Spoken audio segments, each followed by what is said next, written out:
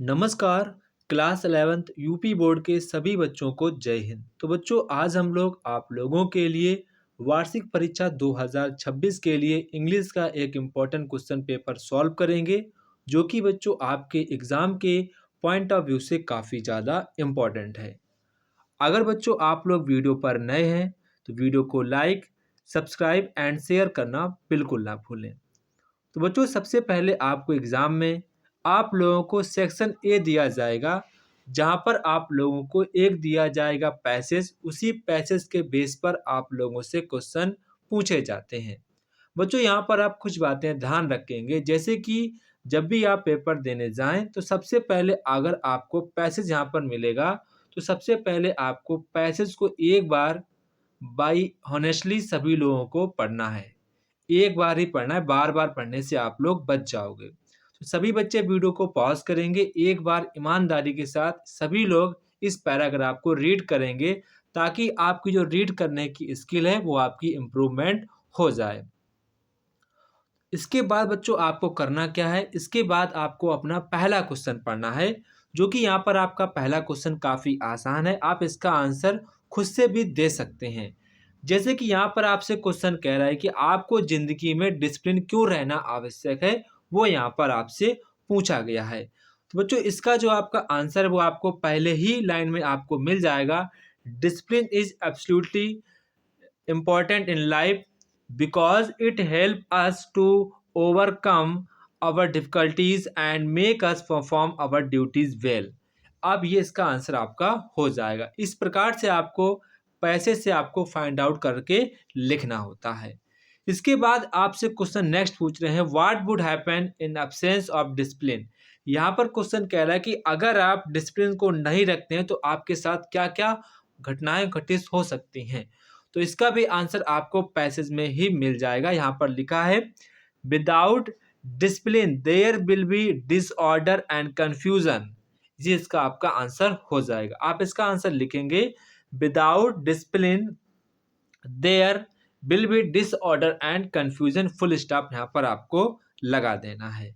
इसके बाद आपका क्वेश्चन नंबर नेक्स्ट है, how does discipline help student. यहाँ पर कहें जितने भी आपके विद्यार्थी हैं, डिसिप्लिन उनको कैसे हेल्प करता है, वो यहाँ पर आपको आंसर लिखना है। तो बच्चों, यहाँ पर आपका आंसर मिल जाएगा। देखो यहाँ पर देखो, in army discipline is essential. आप पढ़ते जाइए। No army can win a battle without discipline. Discipline helps the student. देखो यहाँ से आपको मिल रहा है, discipline helps the student to achieve success in their studies. ये बिल्कुल राइट बात है। अगर आप डिसिप्लिन में रहते हैं तो आप किसी भी फील्ड में आप आसानी से सक्सेस को अचीव कर सकते हैं। ये बिल्कुल लाइन 100% ट्रू लाइन है। इसके बाद आपका क्वेश्चन नंबर नेक्स्ट बच्चों है, एक्सप्लेन द मीनिंग। आपको मीनिंग एक्सप्लेन करनी है। कन्फ्यूजन जो वर्ड आपका है, इसकी मीनिंग क्या होगी अकॉर्डिंग टू पैसेज। तो अगर बच्चों आप इसकी मीनिंग को यहाँ पर फाइंड आउट करेंगे तो इसकी जो आपकी मीनिंग होगी वो आपकी होगी CLARITY,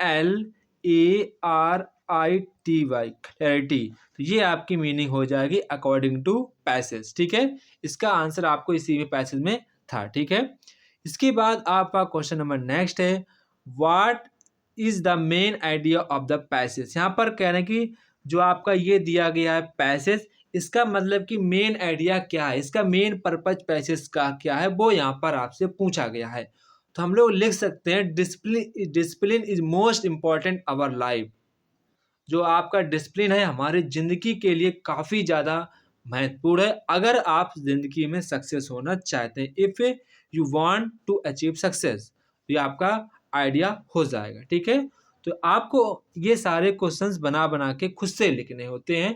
अगर आपको एग्ज़ाम में क्वेश्चंस नहीं आते हैं तो भी आप एग्ज़ाम में कभी भी छोड़कर नहीं आएंगे।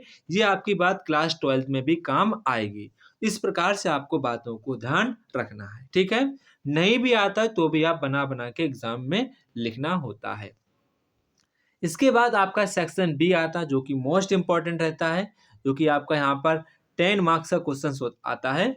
तो यहाँ पर करना क्या होता है, यहाँ पर आपको आर्टिकल लिखना होता है। क्या लिखना होता है, आर्टिकल यहाँ पर आपको लिखना होता है। अब कई बार बच्चे क्या करते हैं, आर्टिकल जैसे कि अगर मैं होता, जैसे आप हैं, कोई कई सारे बच्चे होते हैं वो कोई ना कोई यहाँ पर आर्टिकल लेंगे और बिना हेडिंग डाले लिखना पूरा चालू कर देंगे, 2 पेज लिख देंगे और उनको नंबर भी सही से नहीं मिलते हैं। आपको सही से लिखने का तरीका भी पता होना चाहिए कि एग्ज़ाम में कैसे लिखना है ताकि टीचर्स को अच्छा लगे और आपको मार्क्स भी बढ़िया दें। तो सबसे पहले यहाँ पर आप ध्यान से सुनेंगे, जिस टॉपिक पर आपको यहाँ पर आर्टिकल लिखना हो, वो आप सबसे पहले टॉपिक चूज़ करेंगे। आप हमेशा टॉपिक वही चूज़ करना है, जिस पर आप अधिक से अधिक हेडिंग बना पाओ, जिस पर आप कम टाइम में हेडिंग बिना सोचे-समझे बना पाओ। वही वाला आपको हमेशा आर्टिकल चूज़ करना होता है। जैसे कि अगर मैं मतलब कि होता क्लास 11th में, तो सबसे पहले मैं यहाँ पर चूज़ करता कौन-सा यहाँ पर आपका ऑप्शन नंबर बी वाला। ये हमारे लिए काफ़ी इम्पोर्टेंट भी रहेगा और इस पर हम हेडिंग भी बना पाएँगे। सबसे पहले आपकी हेडिंग बन जाएगी इंट्रोडक्शन। क्या बन जाएगी? इंट्रोडक्शन। फिर आप कई सारे जो आपकी ग्लोबल वार्मिंग है, इससे क्या पॉल्यूशन आपके कई सारे क्रिएट होते हैं। आप उन जो जितने भी आपके पॉल्यूशन है, जैसे एयर पॉल्यूशन है, वॉइस पॉल्यूशन है, जितने भी आपके रेडियो एक्टिव पॉल्यूशंस है, आप उनका भी यहाँ पर इंट्रोडक्शन कर सकते हैं, ठीक है? इसके बाद आपको सारे जितने पॉल्यूशन है, इनको आपको सारे हेडिंग डाल देनी है। फिर लास्ट में आपको हेडिंग डालनी है इफ़ेक्ट नहीं आपको हेडिंग डालनी होगी इफ़ेक्ट ऑन ग्लोबल वार्मिंग, ये आपको हेडिंग डालनी है। ऐसे आप हेडिंग बना-बना के लिखेंगे तो आपको ज़्यादा मार्क्स मिल जाएँगे और आपकी पेजिंग भी जल्दी भर जाएगी। तो कोशिश हमेशा यही करनी है कि एग्ज़ाम में जब भी आप आर्टिकल लिखें तो हेडिंग बना-बना के लिखना है, ठीक है? शुरुआत में हेडिंग पड़ेगी इंट्रोडक्शन और लास्ट में आपकी हेडिंग पड़ती कंक्लूज़न। बाकी आप बीच में कुछ भी हेडिंग बनाना है, पर हेडिंग बना-बना के ही लिखना होता है। लेकिन अब पेपर में हेडिंग आपको पहले से दी जाने लगी हैं, तो आप उन्हीं हेडिंग्स पे बना-बना के लिख सकते हैं। लेकिन बिना हेडिंग के आपको एग्ज़ाम में नहीं लिखना है, ठीक है? तो आप इस प्रकार से आप लिखना है। इसके बाद आपका नेक्स्ट आता है, यहाँ पर आपसे कह रहे हैं कि राइट अ लेटर, आपको लेटर लिखना है, डीएम साहब को लेटर लिखना है, अपने जो भी आपका ज़िला है, उस ज़िले के आपको मतलब कि डीएम को लेटर लिखना है कि जो आपकी break down electricity in your locality, आपके नगर में जो लाइट है वो कट चुकी है, कई दिन से आ नहीं रही, तो उसको आपको लेटर लिख के डीएम साहब को देना है। वो आप ये तो सब बच्चे जानते हैं, इतना आसान होता है। आजकल हर एक बच्चा मतलब कि लेटर लिखना जानता है। बस आपको इंग्लिश में लिखना है, थोड़ी-सी आपको यहाँ पर मेहनत अलग से करनी पड़ेगी, लेकिन आप इसको तैयार कर लेंगे, ये आपके एग्ज़ाम के लिए काफ़ी ज़्यादा इम्पोर्टेंट है, ठीक है? इसके बाद आपका नेक्स्ट आपका और मैं आपसे कह रहे हैं कि write a letter to the editor of a national newspaper expressing your concern over the increasing number of road accident or and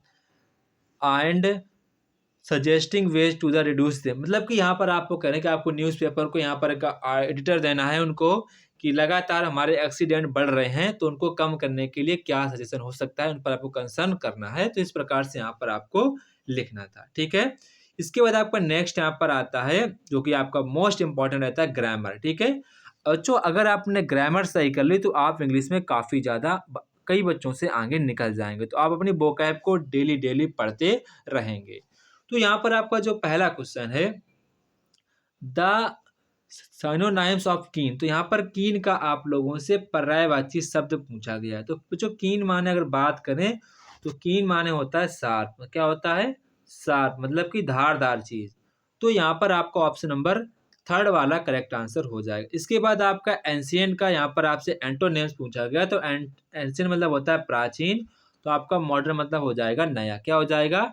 नया, ठीक है? आपको ध्यान रखना है। और न्यू का आपका होता है ओल्ड। कई सारे बच्चे कंफ्यूजन में रहते हैं कि न्यू का आपका हो जाएगा, ऐसा नहीं है। एशियंट का आपका होता है मॉडर्न और न्यू का होता है ओल्ड। ओल्ड होता है, ये आपको बात ध्यान रखनी है। इसके बाद आपका नेक्स्ट क्वेश्चन है, give one word for one who knows everything, जो हर कुछ जानता है, सब कुछ जानता है, उसे हम लोग क्या कहते हैं? ओमनीसिएंट। क्या कहते हैं? ओमनीसिएंट कहते हैं, सर्वज्ञ कहते हैं, सर्वज्ञ। To burn the mid night oil means, यहाँ पर कह रहे हैं कि to burn the mid night oil means, इसका मतलब क्या होता है कि आप लगातार अपनी लाइफ में हार्ड वर्क कर रहे हैं। वो यहाँ पर आपका ऑप्शन नंबर थर्ड वाला करेक्ट आंसर हो जाएगा। इसके बाद आपका नेक्स्ट यहाँ पर है, साइड का आपको होमोफोन लिखना है। होमोफोन का मतलब होता है मतलब कि सेम आपकी यहाँ पर आवाज़ आनी चाहिए। तो यहाँ पर आप देखेंगे साइड अलग है, साइट अलग है, तो आपका साइट यहाँ पर इसकी जो होमोफोन है वो इसके बिल्कुल सेम है, तो यहाँ पर आपका फर्स्ट वाला करेक्ट आंसर हो जाएगा। इसके बाद बच्चों यहाँ पर आपको डायरेक्ट इनडायरेक्ट स्पीच बनाने होते हैं, तो मैं आपको अच्छे तरीके से समझाऊंगा, बस आप खाली समझते रहना है। सबसे पहले यहाँ पर आपको देखो वर्ड दिया गया, वर्ड, तो ये आपका क्वेश्चन वर्ड से स्टार्ट है। तो जो भी आपका डायरेक्ट इनडायरेक्ट स्पीच में आपका क्वेश्चन वर्ड से स्टार्ट होता है, तो आपकी रिपोर्टिंग वर्ब में आपको सेड की जगह आस्क्ड का प्रयोग करना पड़ता है, ये आपको पता होगा। और जो आपका क्वेश्चन वर्ड होता है वो आपका यहाँ पर वही आपका मतलब कि कंजक्शन बन जाता है, वही आपका कंजक्शन बन जाता है। तो इतना तो आपको पता होना चाहिए।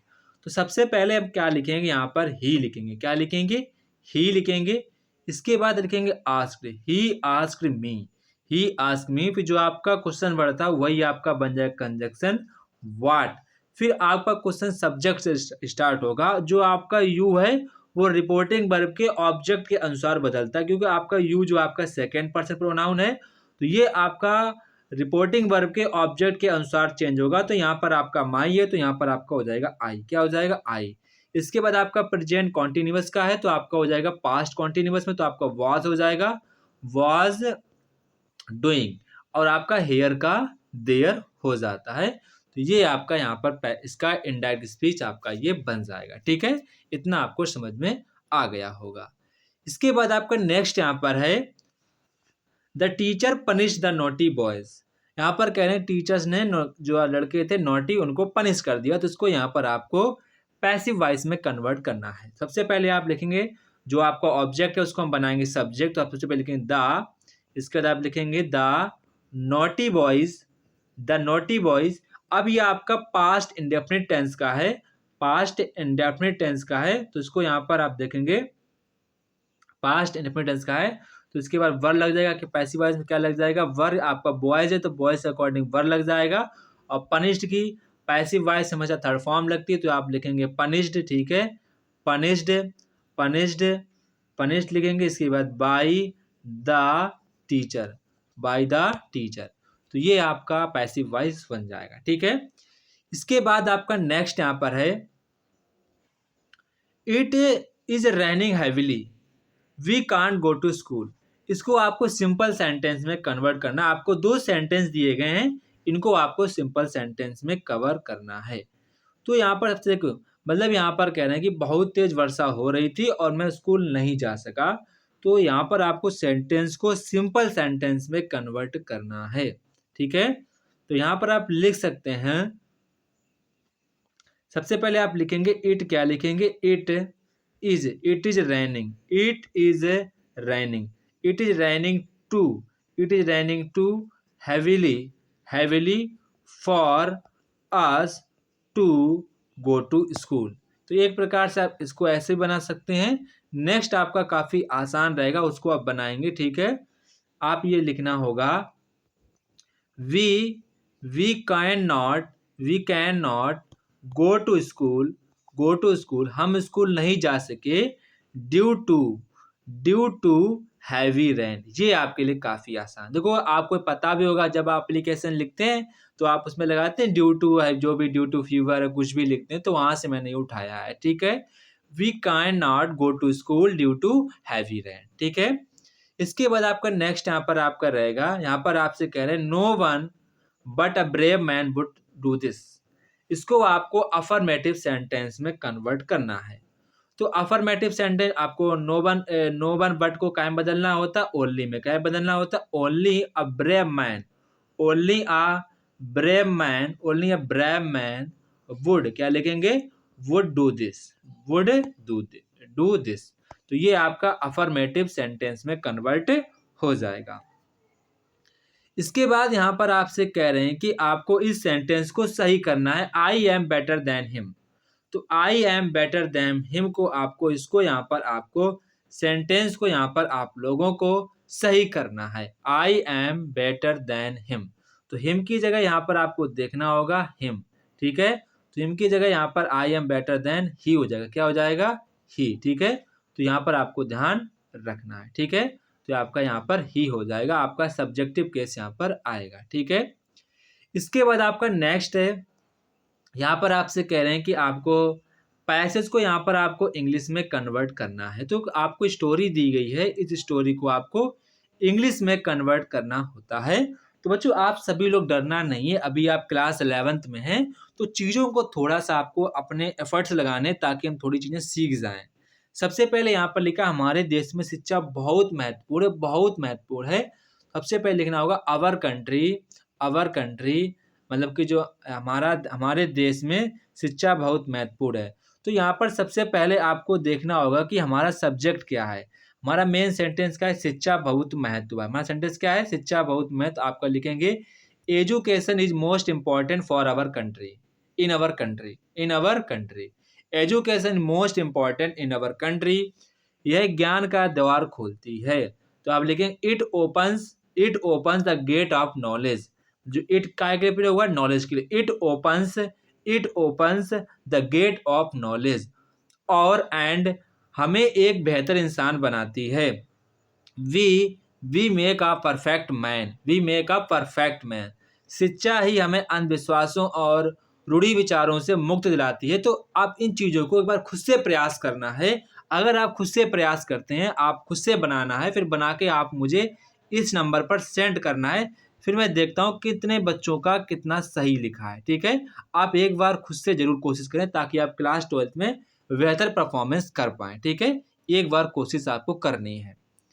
इसके बाद आपका नेक्स्ट यहाँ पर लिटरेचर है बच्चों। यहाँ पर आपको लिटरेचर में आपको हर एक चैप्टर की स्टोरी पता होनी चाहिए ताकि आप क्वेश्चंस को बना बना के लिख पाएँ जब आपको ना आता हो। वैसे आप क्वेश्चंस को याद करना काफ़ी आसान है, स्टोरी को पढ़ना होता है, फिर आपको माइंड में सारी चीज़ें आपको एक बार रिवाइज करनी होती ताकि मैं क्वेश्चंस के आंसर को दे पाऊँ। ठीक है, आपको ग्रामर पर ज़्यादा जोर देना है, तभी आप रीडर पर अधिक फोकस हो पाएंगे। ये बात आपको ध्यान रखनी है। तो पहला यहाँ पर आपका क्वेश्चन है, what was the turning point in the friendship between author and his grand mother. ठीक है, मतलब वो टर्निंग पॉइंट क्या था जब उनके ऑथर और जो ग्रैंड मदर थी उनके बीच जो फ्रेंडशिप होने लगी थी, वो यहाँ पर आपको बताना है। इसके बाद नेक्स्ट है, what did author his wife and the cruel feel when they सा आइसलैंड एल अमरडम। तो इसको यहाँ पर आपको आंसर देना है। इसके नेक्स्ट है, who was Zahi Hawass and what was his role in the study of Tut's mummies. यहाँ पर कहें टूट्स मम्मी का जो स्टडी है उसमें जाही हवास का क्या रोल था, वो यहाँ पर आपको बताना, वो कौन है, उसका क्या रोल है। इसके बाद आपका नेक्स्ट है, यहाँ पर आपको कह रहे हैं कि आपको किन्हीं एक आंसर देना, आपके शायद ये लॉन्ग आंसर है। तो जो जब भी आप लॉन्ग आंसर को लिखें तो लॉन्ग आंसर भी आपको हेडिंग के साथ बना बना के लिखना होता है, आप ध्यान रखेंगे। ठीक है, इसके बाद नेक्स्ट यहाँ पर आपका आता है, आपको यहाँ पर एक पढ़ना है पोएम को, आपको पोएम दी गई, फिर इसके बाद आपको क्वेश्चंस के आंसर देने होते हैं। Who is T in above lines, what was the rain call itself, explain the place and vaguely form D. इसको यहाँ पर आपको मतलब बताना है। ठीक है, तो बच्चों आप सबसे पहले आप इनको रीड करें, मैं आपको बता चुका हूँ कैसे आपको चीज़ों को हैंडल करना है, वही आपको यहाँ पर ट्रिक लगानी है। इसके बाद नेक्स्ट बच्चों यहाँ पर आपको सेंट्रल आइडिया लिखना है। तो बच्चों सेंट्रल आइडिया आप फोटोग्राफ पे तैयार करेंगे, द वॉइस ऑफ फ्रेंड पे तैयार करेंगे, आपके लिए काफ़ी ज़्यादा इंपॉर्टेंट है, इसको आपको अच्छे प्रकार से तैयार करना है। इसके बाद आपका नेक्स्ट यहाँ पर है आंसर एनी वन। आपको किसी एक का आंसर देना है, जो भी आपको आसान लगे आप उसी का यहाँ पर आंसर देना है। हुआ रत्ना, वाई डिड रंगा वांट टू मैरी हर। जो रंगा है उस पर उससे शादी करना क्यों चाहता था, इसका भी यहाँ पर आपको आंसर देना। आपको ये वाला क्वेश्चन तैयार करना है एंड आपको बी वाला क्वेश्चन तैयार करना है, दोनों के दोनों काफ़ी ज़्यादा इंपॉर्टेंट है। इसके बाद आपका लास्ट यहाँ पर क्वेश्चन आता है, answer any one of the following question in about 80 words. यहाँ पर कह रहे हैं कि आपको स्टोरी द एड्रेस की स्टोरी के विषय में बताना आपका लॉन्ग आंसर। तो बच्चों जब भी आप लॉन्ग आंसर लिखें तो हमेशा आप हेडिंग बना के ही लिखना है, ऐसे ही नहीं लिखना है, हेडिंग का यूज़ करके ही लिखना है। ये आपके लिए इम्पोर्टेंट है, इसको आपको तैयार करना है। देन आप इसके बाद आपको यहाँ पर थीम लिखनी है, the summer of beautiful white horse. ठीक है, दोनों के दोनों आपके एग्जाम के लिए इंपॉर्टेंट है, इनको आपको अच्छे प्रकार से तैयार करना है। तो जय हिंद बच्चों, आपको पेपर कैसा लगा बच्चों, आप लोग प्लीज़ कमेंट बॉक्स में कमेंट करके बताएंगे। बच्चों हम ऐसे डेली सभी सब्जेक्ट के आपको क्वेश्चन पेपर प्रोवाइड करते रहेंगे ताकि आप लोगों की तैयारी अच्छी हो जाए। तो जय हिंद बच्चों, फिर मिलते अपने नेक्स्ट वीडियो पर।